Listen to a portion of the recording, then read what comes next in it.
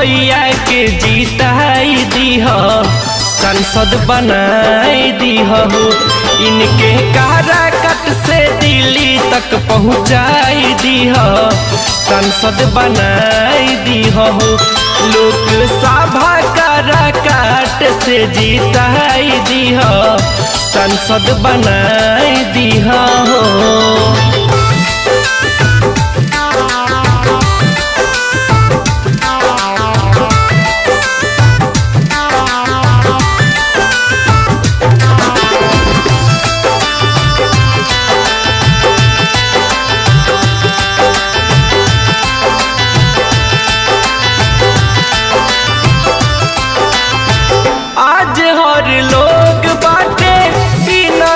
साथ में सही नेता चुनल बाटे रउए सबके हाथ में। याद रखे के भाई चाची, रउए सबके हाथ में। आज ले तो ऊंचा कैले भोजपुरी के नाम हो, क्षेत्र खातिर कैल चाह तारे कुछ काम हो।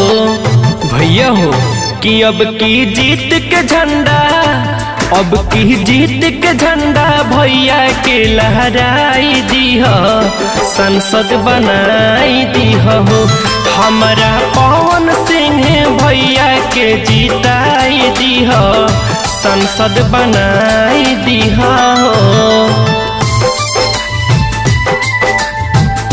संसद बनाई दीह।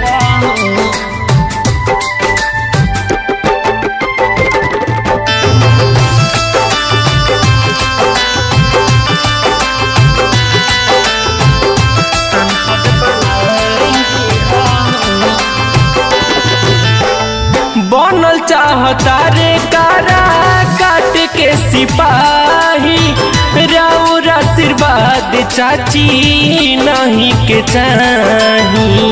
राउर आशीर्वाद चाची नहीं के चाही। भैया तो हुए सबके दिल के धड़कन हो, बनस भैया संसद बाटे पुनित के मान हो।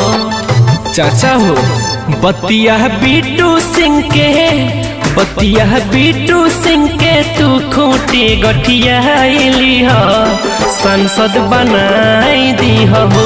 हमारा पवन सिंह भैया के जीताई दीह, संसद बनाई दीह। लाल बाबू डिजिटल रिकॉर्डिंग स्टूडियो बेतिया।